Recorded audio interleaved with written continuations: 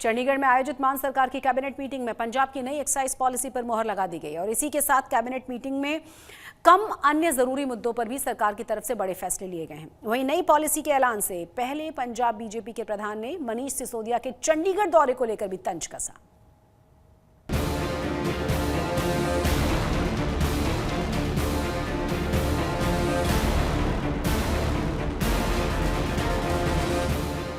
दिल्ली शराब घोटाले को लेकर अरविंद केजरीवाल और मनीष सिसोदिया की मुश्किलों का दौर अभी कम भी नहीं हुआ था कि इसी बीच पंजाब में सीएम भगवंत मान की अगुवाई में हुई कैबिनेट मीटिंग में पंजाब की नई एक्साइज पॉलिसी को मंजूरी दे दी गई है।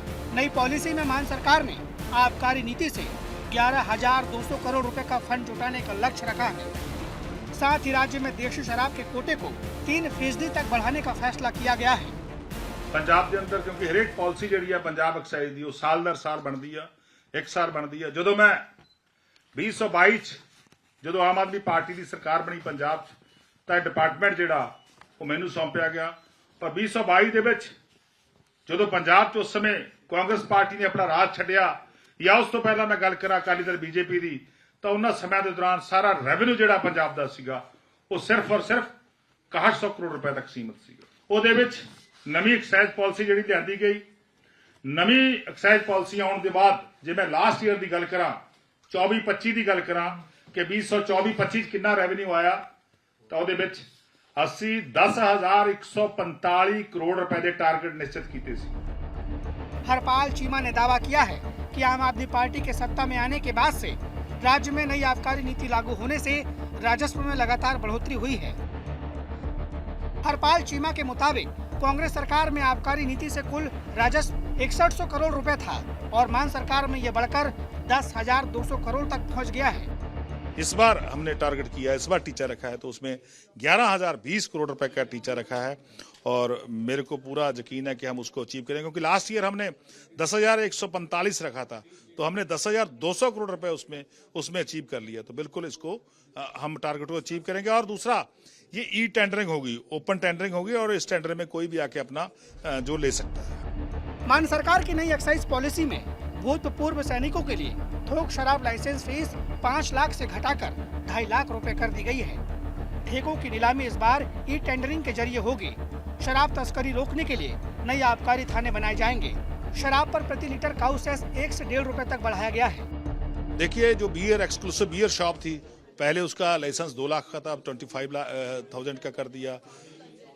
पहले 35 शॉप्स थी, लगता है इस बार और खुल जाएंगी। तो ये तो देखो हर एक साल नई पॉलिसी बनती है किसी तो हमारा जो टारगेट होता है वो हम अचीव करते हैं। लास्ट जो गवर्नमेंट थी, जो कांग्रेस पार्टी गवर्नमेंट थी, उन्होंने सिर्फ और सिर्फ उस समय जो रेवेन्यू था वो 6100 आता था। वैसे तो शराब का इस्तेमाल सेहत के लिए हानिकारक होता है पर पंजाब में ये सियासत के लिए भी हानिकारक है। ये कहना है पंजाब बीजेपी के प्रधान सुनील जाखड़ का, जिन्होंने मनीष सिसोदिया के चंडीगढ़ दौरे को भगवंत मान और हरपाल चीमा के लिए हानिकारक बताया है। तो जहां मैं भगवंत मान जी के अच्छे स्वास्थ्य की कामना करता हूं, वहीं पे मुझे चिंता हमारे पंजाब के एक्साइज मिनिस्टर हरपाल चीमा जी की भी है। मैं नहीं चाहता और मैं इस बात का मुझे यकीन भी है कि हरपाल चीमा जी भी नहीं चाहेंगे कि उनका हशर भी वही हो जो मनीष सिसोदिया जी का दिल्ली में हुआ। उस सारी घटनाक्रम के अंदर मुझे आशा की किरण एक दिखाई दे रही है कि जिस तरह इस दिल्ली की लीकर पॉलिसी ने दिल्ली के लोगों के सामने अपने आप को कट्टर ईमानदारी का दावा करने वाली कट्टर बेईमान और पखंड पे आधारित जो पार्टी थी उसका असल चेहरा दिल्ली के लोगों के सामने पेश किया और उसका जो हशर हुआ है दिल्ली के अंदर, मुझे लगता है पंजाब के लोग भी पंजाब के अंदर आम आदमी पार्टी का हशर वही करने जा रही है। देखिए जब जाखड़ साहब कांग्रेस पार्टी में थे तो उनकी सरकार में पंजाब में जो शराब का माफिया था तो उस समय 128 लोग मरे थे। तब जाखड़ साहब की आंखों में आंसू आए थे। क्यों आंसू आ ही नहीं सकते उनके, क्योंकि वो तो गरीब लोग मरे थे ना। गरीब लोगों के लिए इनका कोई दिल नहीं धड़कता। ये ऐसी झूठी बात, भरम फैलाने वाली बात करते हैं। हम 4 सब कमेटी के 4 मिनिस्टर थे, चारों मिनिस्टर साहबान ने हमने बैठ के ये पॉलिसी बनाई है। तो पंजाब का रेवेन्यू कैसे बढ़ेगा उसको ध्यान में रखा है। मुख्यमंत्री भगवंत मान ने एक तरफ जहां एक्साइज पॉलिसी को लेकर कई अहम फैसले किए हैं तो वहीं दूसरी तरफ कैबिनेट मीटिंग में जन्म और मृत्यु प्रमाण पत्र बनवाने के नियमों पर बदलाव किया है। जिसके तहत अब लोग डिप्टी कमिश्नर ऑफिस से ही दोनों प्रमाण पत्र बनवा सकेंगे। इसके अलावा अब पंजाब में पानी को प्रदूषित करने वालों पर 5,000 से 5 लाख तक का जुर्माना लगाया जाएगा। चंडीगढ़ से असीम बस्सी के साथ आज तक ब्यूरो। पंजाब सरकार के नशे के खिलाफ वॉर ऑन ड्रग्स नाम से मुहिम शुरू की गई और इस मुहिम के तहत सरकार ने निगरानी के लिए 5 सदस्यीय हाई पावर कमेटी बना दी है, जिसका नाम और काम नशे को लेकर की जा रही कार्रवाइयों पर नजर रखना है। इस कमेटी में कैबिनेट के 5 मंत्रियों को शामिल कर दिया गया है, जिसकी अध्यक्षता करेंगे वित्त मंत्री हरपाल चीमा, कैबिनेट मंत्री और आम आदमी पार्टी के प्रधान अमन अरोड़ा, बलवीर सिंह, लालजीत सिंह भुल्लर और तरनप्रीत सोंध को कमेटी में शामिल किया गया है। ये कमेटी ग्राउंड पर जाकर गाँव के लोगों के साथ बातचीत करेगी, साथ ही साथ ये भी देखेगी कि सरकार की मुहिम को अच्छे तरीके से लागू किया जा रहा है या नहीं। कमेटी अपनी रिपोर्ट सीएम को सौंपेगी, जिसका आधार बनाकर आगे एक्शंस ले जाएंगे।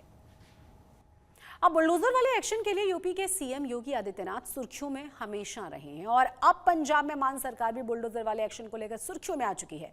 पंजाब में नशे के खिलाफ चलाई जा रही मुहिम में नशा तस्करों के सबक सिखाने के लिए बुलडोजर का इस्तेमाल किया गया। इस कड़ी में लुधियाना के बाद अब पटियाला में भी बुलडोजर वाला एक्शन देखने को मिला है। दिल्ली में मिली हार के बाद आम आदमी पार्टी का फोकस 2027 में होने वाले पंजाब के विधानसभा चुनाव पर है और नशे का मुद्दा पंजाब में पिछले 3 विधानसभा चुनाव से बना हुआ है। ऐसे में अब मान सरकार अगले चुनाव तक नशे को पूरी तरह से खत्म करना चाहती है। इसी कड़ी में अब पंजाब में नशा तस्करों पर यूपी सरकार की तर्ज पर बुलडोजर वाला एक्शन देखने को मिल रहा है। तस्वीरें पटियाला की है, जहाँ रिंकी नाम की महिला तस्कर के घर को गिराने के लिए पुलिस की टीम बुलडोजर के साथ पहुंची। पटियाला के रोड़ीकुट मोहल्ले में महिला तस्कर ने अवैध तरीके से 2 मंजिला मकान निर्माण कराया था, जिसे आज जमींदोज कर दिया गया। पुलिस के मुताबिक आरोपी महिला साल 2016 से लेकर 2023 तक नशा तस्करी में शामिल थी और उस पर एनडीपीएस एक्ट के तहत 10 से अधिक केस दर्ज है। मेरे सामने जो घर देख रहे हैं, ये रिंकी नाम की लेडी का घर है। इस पे मल्टीपल पर्चे दर्ज हैं, एफआईआर दर्ज है एनडीपीएस की। जो इलीगल स्ट्रक्चर इसने खड़ा किया है, उस इलीगल स्ट्रक्चर को डिमोलिश करने के ऑर्डर है एडमिनिस्ट्रेशन की तरफ से और हम इसमें पुलिस प्रोटेक्शन में साथ में आए हैं। बिकॉज जो ये मोहल्ला है, यहाँ पे पहले भी एनडीपीएस की काफ़ी शिकायतें आती रही हैं, नशा तस्करी की काफ़ी शिकायतें आती रही हैं, तो कोई लॉ एंड ऑर्डर इशू ना बने, किसी का नुकसान ना हो। पटियाला का रोड़ीकुट मोहल्ला नशा तस्करी के लिए बदनाम है और पंजाब में बुलडोजर चलाकर मकान गिराने का यह पहला मामला था। लिहाजा तनाव की स्थिति से बचने के लिए पुलिस की तरफ से सुरक्षा के पूरे पुख्ता इंतजाम किए गए थे। फिलहाल आरोपी महिला फरार है। इससे पहले लुधियाना के तलवंडी गांव में बुलडोजर वाला एक्शन देखने को मिला था, जहां पंजाब पुलिस की टीम ने कुख्यात ड्रग तस्कर सोनू की घर की दीवार को बुलडोजर से जमींदोज किया था। आज तक और अब बात करेंगे किसानों की। किसान आंदोलन को 1 साल पूरा होने के बाद भी पंजाब के किसान संगठनों में एकता को लेकर सहमति नहीं बन पा रही। किसान नेताओं का कहना यह है कि एकता वाले फॉर्मूले की जगह कॉमन मिनिमम प्रोग्राम पर चर्चा की जानी चाहिए। वहीं आंदोलनकारी किसानों ने 8 मार्च को बॉर्डर पर महिला किसान महापंचायत बुलाने का ऐलान किया है।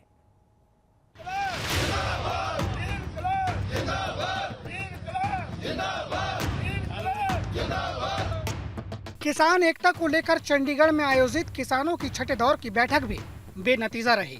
करीब 6 घंटे तक चली इस मीटिंग में शंभू और खनौरी मोर्चे में शामिल किसान संगठनों के साथ संयुक्त किसान मोर्चा नॉन पॉलिटिकल से जुड़े किसान नेता शामिल थे।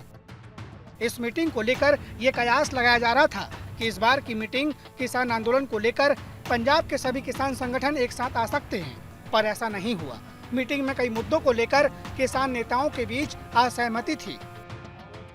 एकता वार्ता चली है, उसमें एसकेएम के साथियों ने एक तालमेल के लिए एक खलड़ा लेकर आए थे और उसके ऊपर हमने दोनों फोरमों ने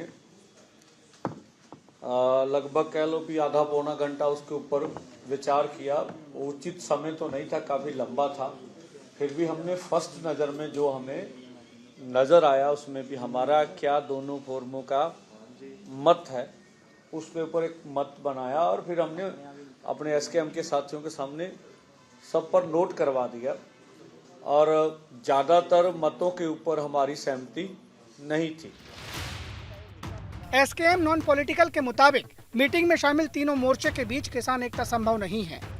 हालांकि आंदोलन को लेकर कॉमन मिनिमम एकता के एजेंडे पर विचार किया जा सकता है। फिलहाल सभी किसान संगठन आज की मीटिंग के बाद अपने संगठनों से मीटिंग के मुद्दों पर चर्चा करेंगे और इसके बाद मीटिंग की अगली तारीख तय कर एकता की दिशा में कदम उठाएंगे। ਅਸੀਂ ਪਹਿਲਾਂ ਵੀ ਜਿਹੜੀ ਚਰਚਾ ਕੀਤੀ ਹੈ 5-6 ਮੀਟਿੰਗਾਂ 'ਚ, ਉਹਦੇ ਵਿੱਚ ਜਿਹੜੀ ਮੁਕੰਮਲ ਏਕਤਾ ਦੀ ਗੱਲ ਹੁੰਦੀ ਹੈ ਉਹਦੇ ਵਿੱਚ ਕਾਫੀ ਗੱਲਾਂ ਨੇ ਜਿਹੜੀਆਂ ਜੇ ਬਹੁਤ ਵਿਚਾਰਨ ਵਾਲੀਆਂ। ਇਸ ਕਰਕੇ ਅਸੀਂ ਇਸ ਸਿੱਟੇ ਤੇ ਪਹੁੰਚੇ ਹਾਂ ਵੀ ਮੁਕੰਮਲ ਏਕਤਾ ਵਾਲੀ ਗੱਲ ਅਜੇ ਸੰਭਵ ਨਹੀਂ ਹੈ। ਕਾਮਨ ਮਿਨੀਮਮ ਪ੍ਰੋਗਰਾਮ ਤੇ ਸਾਂਝੇ ਤਾਲਮੇਲ में ਐਕਸ਼ਨਾਂ ਤੇ बहुत लंबी चर्चा हुई है। कॉमन मिनिमम एकता बन जाती है जो फिर वड्डी एकता वास्ते ਜਿਹੜੀਆਂ ਗੱਲਾਂ ਇੱਕ ਅੜਿੱਕਾ ਨੇ ਉਹਨਾਂ ਤੇ ਵਿਚਾਰ ਚਰਚਾ ਹੋ ਕੇ ਅਸੀਂ ਵੱਡੀ एकता ਵੱਲ ਨੂੰ ਵਧਾਂਗੇ। किसान एकता प्रोग्राम में बढ़ते हुए मतभेद को देखते हुए किसानों ने आंदोलन को तेज करने के लिए 8 मार्च को शंभू और खनौरी और रतनपुर बॉर्डर पर महिला किसान महापंचायत का आयोजन करने का ऐलान किया है। 5 ਤਰੀਕ ਦਾ ਜਿਹੜਾ ਪ੍ਰੋਗਰਾਮ ਦਿੱਤਾ ਹੋਇਆ ਸਾਡਾ ਜਿਉਂਦਾ ਤਿਉਂ ਕਾਇਮ ਆ। ਪੰਜਾਬ ਸਰਕਾਰ ਨੇ ਭਾਵੇਂ ਉਹ ਮਤਾ ਪਾ ਕੇ ਵਾਪਸ ਲੈ ਲਿਆ ਖੇਤੀਬਾੜੀ ਖਰੜਾ ਦਾ, ਪਰ ਦੂਜੀਆਂ ਮੰਗਾਂ ਜਿਹੜੀਆਂ ਪੰਜਾਬ ਸਰਕਾਰ ਦੇ ਨਾਲ ਉਹ ਸਾਡੀਆਂ ਜਿਉਂਦੀਆਂ ਤਿਉਂ ਕਾਇਮ ਨੇ। ਇਹ ਸਾਰੇ ਇੰਡੀਆ ਲੈਵਲ ਦਾ ਜਿਹੜਾ ਫੈਸਲਾ ਉਹਦੇ ਲਈ ਅਸੀਂ ਪੂਰੀ ਤਿਆਰੀ ਲੱਗੇ ਹੋਏ ਹਾਂ ਤੇ ਪੂਰੀ ਤਿਆਰੀ ਦੇ ਨਾਲ ਅਸੀਂ ਚੰਡੀਗੜ੍ਹ ਆਵਾਂਗੇ। इसी बीच खनौरी बॉर्डर पर आमरण अनशन कर रहे किसान नेता जगजीत सिंह डल्लेवाल की हालत नाजुक बनी हुई है। अनशन के 94 दिन भी डल्लेवाल को तेज बुखार है। उनके सिर पर लगातार पानी की पट्टियां रखी जा रही है। दूसरी ओर उनकी urine report, uric acid report भी ठीक नहीं आई है। दोनों मोर्चों के लिए जो बड़ी चिंताजनक बात है कि परसों से सरदार जगजीत सिंह डल्लेवाल जी का स्वास्थ्य बहुत ज्यादा गिर रहा है। परसों सुबह उनका ब्लड प्रेशर 176/107 तक शूट अप कर गया था। उसके बाद जो मौके पे मौजूद डॉक्टर हैं उन्होंने 2-3 घंटे बहुत ज्यादा मेहनत करी, बहुत ज्यादा प्रयास किए। उसके बाद बीपी कुछ हद तक कंट्रोल आ पाया। जो लीवर और किडनी के टेस्ट का जो रिजल्ट नॉर्मल इंसान में 1.00 से नीचे होना चाहिए वो उनका 3.00 था। इसके अलावा जो यूरिक एसिड है वो भी जो एक नॉर्मल होना चाहिए उससे काफी ज्यादा बढ़ा हुआ आ रहा है। बहरहाल अब हर किसी को इंतजार 19 मार्च का है, जब आंदोलन कर रहे किसान संगठनों और केंद्र सरकार के बीच 7वें दौर की बैठक होगी। इससे पहले छठे दौर की मीटिंग में केंद्रीय कृषि शिवराज सिंह चौहान ने शामिल होकर किसानों के साथ उनकी मांगों पर चर्चा की थी। चंडीगढ़ से अमन भारद्वाज के साथ आज तक ब्यूरो। मीटिंग के बाद संयुक्त किसान मोर्चा के नेता सरवन सिंह पंढेर से बातचीत की आज तक संवाददाता अमन भारद्वाज ने। मीटिंग में हुई चर्चा को लेकर उन्होंने क्या कहा, देखिए। एसकेएम की मीटिंग हुई है और सहमति को लेकर एसकेएम नॉन पॉलिटिकल और शंभू खनौरी साथ साथ एसकेएम पॉलिटिकल तीनों फॉर्म्स की मीटिंग हुई है। पंढेर जी, क्या मीटिंग में सहमति बनी है, नहीं बनी तो क्या कारण है? हाँ देखो, एसकेएम ने मीटिंग अच्छे माहौल में एसकेएम ने जो नया प्रस्ताव लाया है 5-7 पेज का, उसके ऊपर हमने दोनों फोरमों ने सरसरी उसके ऊपर निगाह मारी। निगाह मारने के बाद दोनों फोरमों ने उसके ऊपर अकेली बात पर जो हमारे इतराज थे उन्हें नोट करा दिए। बड़े इतराज थे, उन्होंने नोट कर लिया। अब वो बोलते वो अकेले तो फैसला नहीं ले सकते, अब दोबारा विचार के आएंगे। हम भी अपने फोरमों में जो नया प्रस्ताव उसको विचारेंगे भी क्या है क्या नहीं है।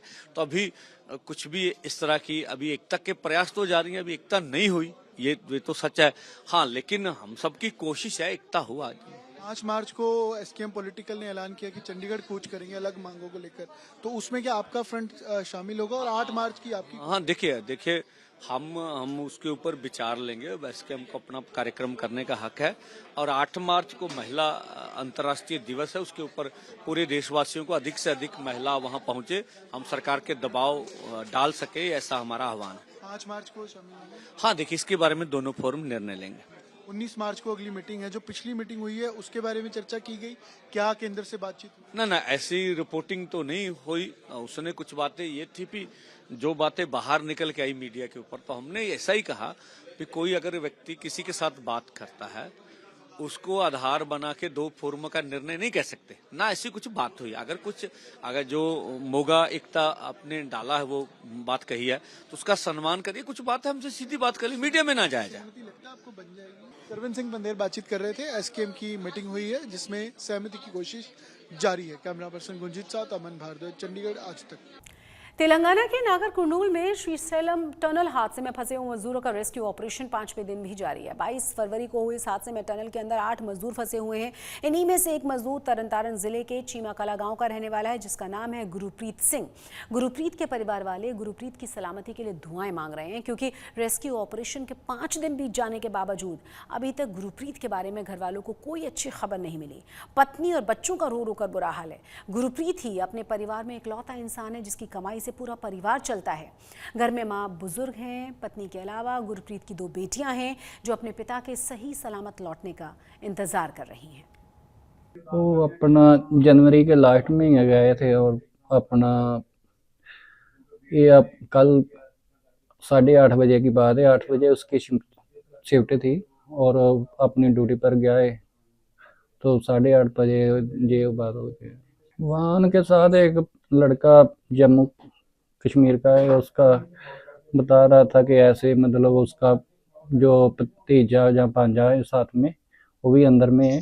मेरी कल सवेरे 6:30 ड्यूटी जान लगी उदों होई, मुड़ के नहीं होई मेरी गल। बस ਇਹੋ ਜਿਹਾ ਦਿੰਦੇ ਚੰਗਾ ਮੈਂ ਉੱਠ ਪਾ ਚਾਹ ਬਣਾ ਲਾ, ਮੈਂ ਡਿਊਟੀ ਚੱਲਿਆ, ਮੈਨੂੰ ਠਾ ਕੇ ਉਸੇ ਨੇ ਜਾਣਾ, ਉਧਰ मैं ਉੱਠਦੀ नहीं जंदावे ना ਮੈਨੂੰ। पंजाब में उगाए जाने वाले गेहूं को लेकर चौंकाने वाली खबर महाराष्ट्र से सामने आई है, जहां पर महाराष्ट्र के बुल्ढाना में आपको याद होगा उस जिले के कई गांवों में बीते 2-3 महीने से बहुत सारे लोग गंजेपन का शिकार हो गए थे। खास बात यह है कि सिर के बाल गायब होने की समस्या लगातार बढ़ रही थी और सबके बीच में यह समस्या थी, चाहे बच्चे हों, बड़े हों, बूढ़े हों, महिलाएं हों, समान तरीके से सबको परेशानियों का सामना करना पड़ रहा था। उसके बाद पद्मश्री पुरस्कार से सम्मानित डॉक्टर हिम्मत राव ने दावा यह किया है कि पंजाब के गेहूं का इस्तेमाल करने की वजह से 300 से ज्यादा लोग गंजेपन का शिकार हुए हैं।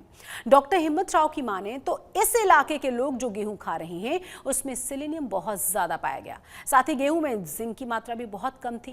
केंद्रीय राज्य आयुष मंत्री भी प्रताप राव जाधव के मुताबिक आईसीएमआर की जांच के बाल झड़ने की वजह में इस्तेमाल किए जाने वाले अनाज हैं। वहीं दूसरी तरफ पंजाब के नेता इन आरोपों को सिरे से खारिज कर रहे हैं और कह रहे हैं कि यह पंजाब के खिलाफ साजिश है। तो वो जो रिपोर्ट था वो प्राथमिक रिपोर्ट उन्होंने दिया था कि कुछ जो खाद्य पदार्थ हमारे होते, खाने की चीजें होती है, उसमें से सेलिलियम अगर खाने में आ जाता है तो उससे शरीर में सेलिलियम बढ़ने से बाल झड़ने लगते हैं। एक ही फैमिली में के कुछ लोगों को हुआ, कुछ लोगों को बाल झड़े, कुछ लोगों के नहीं झड़े। एक गांव में के पूरे लोग जो एक ही जगह से खाने पीने की चीजें खरीदते हैं तो सभी लोगों के ऊपर कोई बाल झड़ने की वहां पर बाल झड़े नहीं। कुछ कुछ लोगों में ऐसा हुआ है तो उस पर डिटेल से रिसर्च हमारे लोग वहां पर निश्चित रूप से करके हमको आपको बात दें। देखिए, ये भ्रम पैदा किया जा रहा है और पंजाब के खिलाफ साजिश रची जा रही है। कभी किसानों के खिलाफ साजिश, कभी उनके अनाज को लेकर साजिश, और पहले भी 2-3 जगह पे 2-3 स्टेटों में ऐसा हुआ है कि अनाज के ऊपर किंतु परंतु हुआ है। अरे जब से देश आजाद हुआ है, जब से ये सृष्टि रची गई, ये पंजाब का अनाज खाकर ही पूरे देश के लोग बड़े हुए हैं।